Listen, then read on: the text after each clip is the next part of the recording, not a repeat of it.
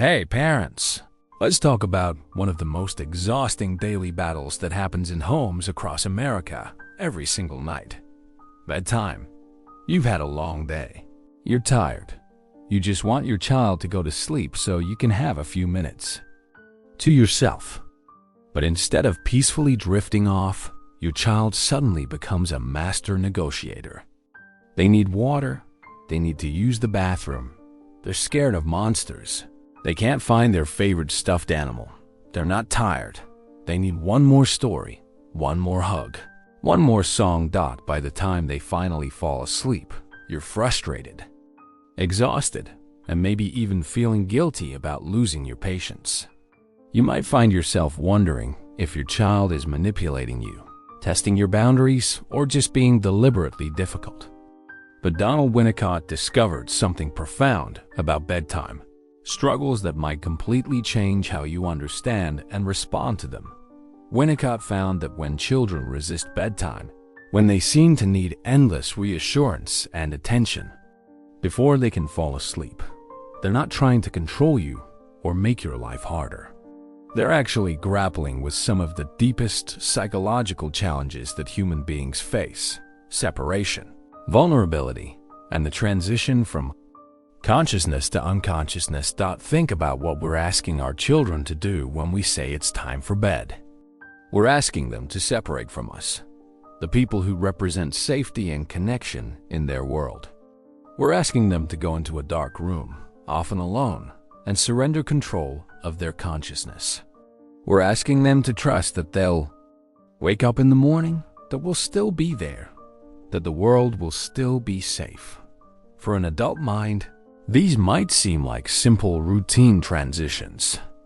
But for a child's developing psyche, bedtime represents a series of profound separations and vulnerabilities that can trigger deep anxieties about safety, abandonment, and loss of control.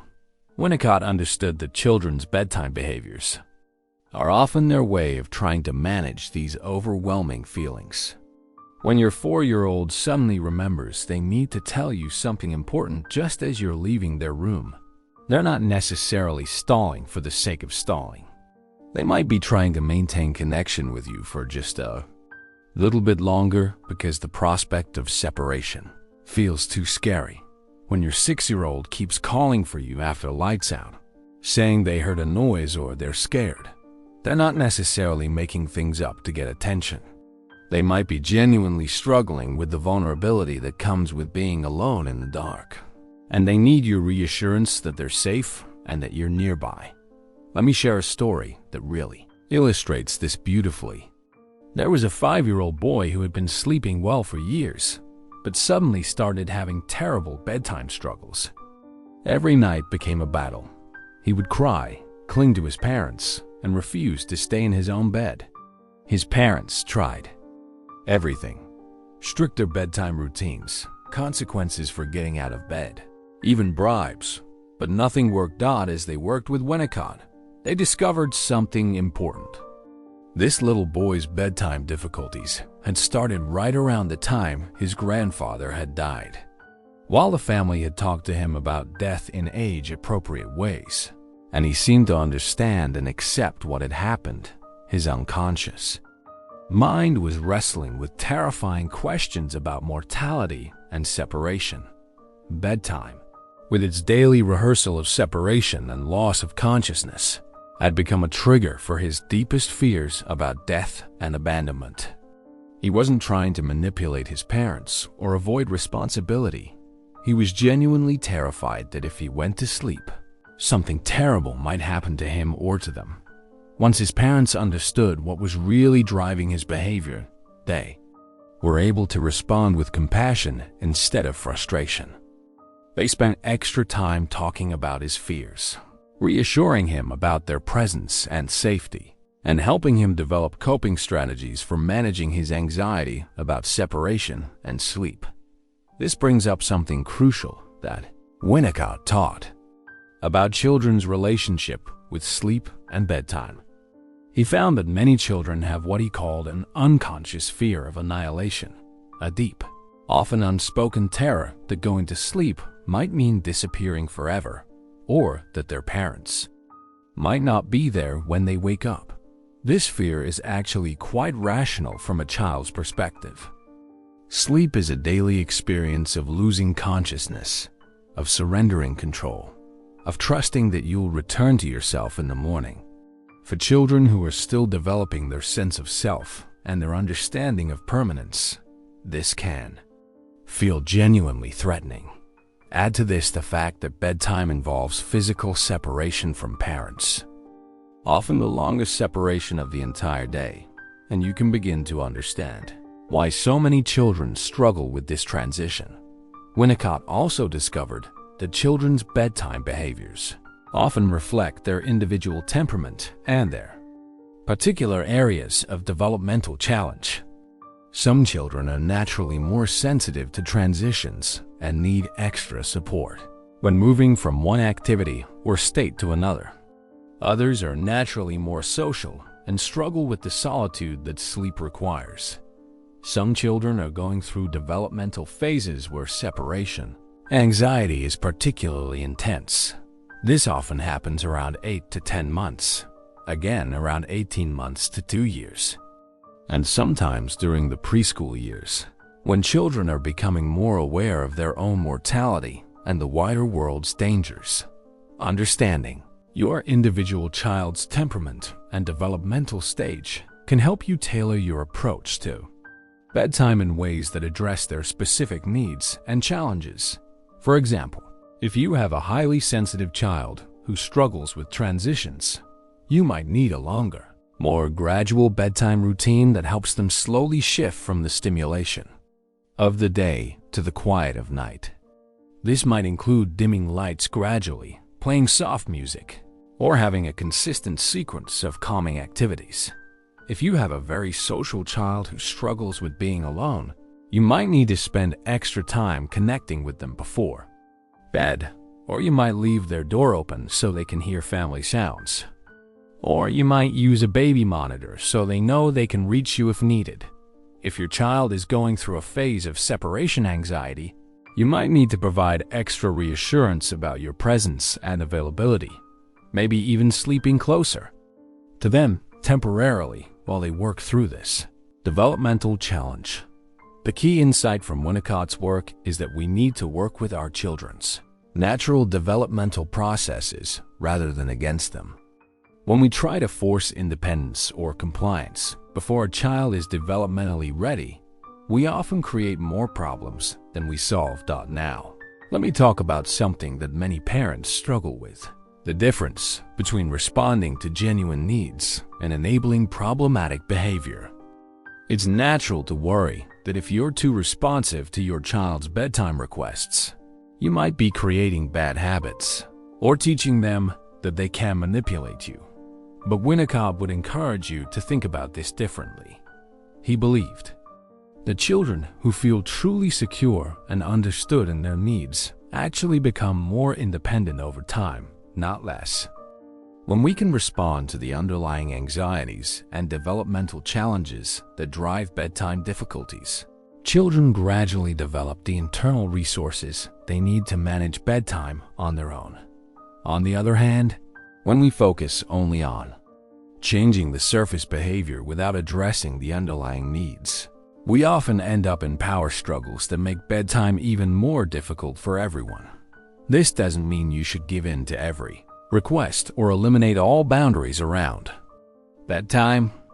It means finding ways to address your child's genuine needs for safety, connection, and reassurance while still maintaining the structure and limits that help everyone get the sleep they need. For example, you might say something like, "I can see you're feeling worried about being alone in your room." That's hard. We still need to have bedtime so everyone can get rest. Let's think of some ways to help you feel safe and connected even when I'm not right here with you. This approach acknowledges the child's emotional reality while still moving toward the goal of independent sleep. It invites collaboration rather than creating opposition. Let me share some practical strategies that flow from Winnicott's understanding of bedtime struggles. First, He emphasized the importance of creating what he called transitional spaces, bridges between being awake and asleep, between being with parents and being alone. This might include special bedtime objects like stuffed animals or blankets that carry the comfort of your relationship into sleep. It might include leaving a door open or a hall light on so the child doesn't feel completely cut off from the family. It might include playing soft music or using a white noise machine that provides consistent, comforting sound throughout the night. These transitional supports aren't crutches that children will become dependent on forever. They're developmental tools that help children gradually build the internal capacity to manage separation and sleep independently. Winnicott also recommended paying attention to the emotional tone of bedtime routines. When we approach bedtime with stress, urgency, or frustration, which is understandable given how tired we usually are by the end of the day, we can inadvertently make the transition more difficult for our children. Children are incredibly sensitive to their parents' emotional states, and if they sense that bedtime is stressful or conflicted for us, they're likely to feel anxious about it too. When we can approach bedtime with calm, patient energy, we create the emotional environment that makes sleep more possible. This might mean taking a few deep breaths before starting the bedtime routine, or playing some calming music that helps both you and your child shift into a more peaceful state, or simply reminding yourself that bedtime struggles are usually about your child's developmental needs rather than their desire to make your life difficult. Another important insight from Winnicott's work is that consistency and predictability are especially important around bedtime. When children know what to expect, when they can predict the sequence of events that leads to sleep, they feel safer and more able to surrender control. This doesn't mean your bedtime routine has to be elaborate or lengthy.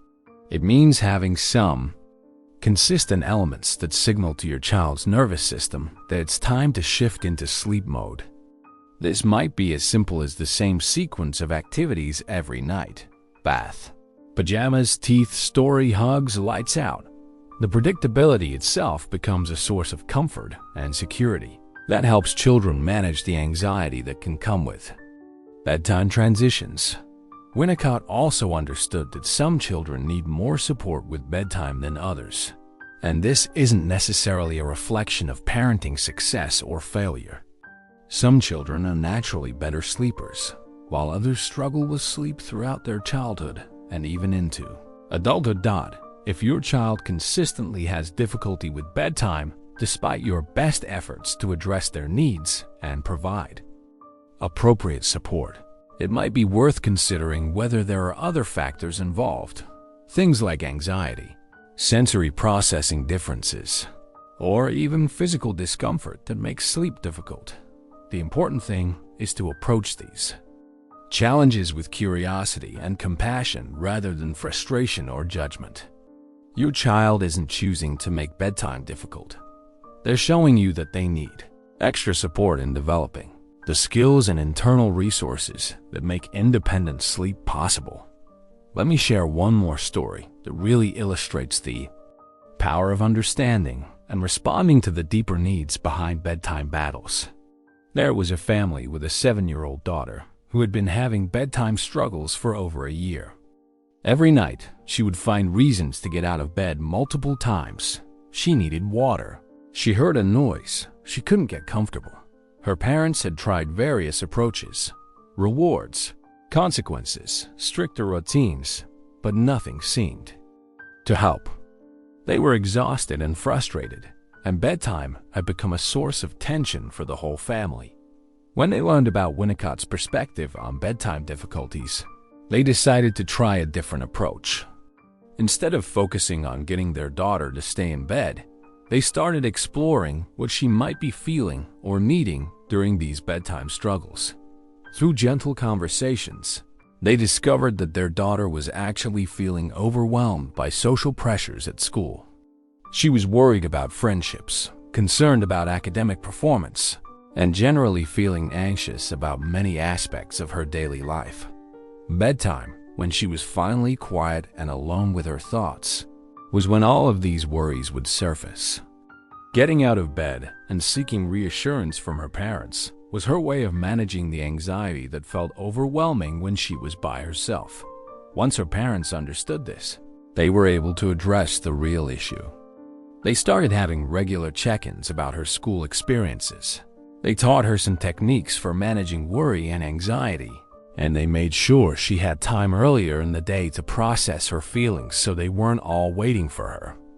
At bedtime, they also adjusted their bedtime routine to include some specific time for talking through any worries or concerns from the day, so she didn't feel like bedtime was the only opportunity to access their support and guidance. As their daughter felt more supported in managing her daytime anxieties, her bedtime difficulties gradually resolved. She no longer needed to get out of bed repeatedly because her underlying needs for reassurance and emotional support were being met proactively. This story illustrates one of the most important principles from Winnicott's work. When we can address the root cause of challenging behaviors, the surface symptoms often resolve naturally. Remember, bedtime battles aren't about power or control or manipulation. They're about your child's very real needs for safety, connection, and support as they navigate one of the most vulnerable transitions of every day. When we can respond to these needs with understanding and creativity, we not only improve bedtime for everyone, we also help our children develop the emotional resources and coping skills they'll need throughout their lives. Your patience and compassion during these challenging bedtime moments isn't just about getting through the night. It's about helping your child build a fundamental sense of safety and security that will serve them forever.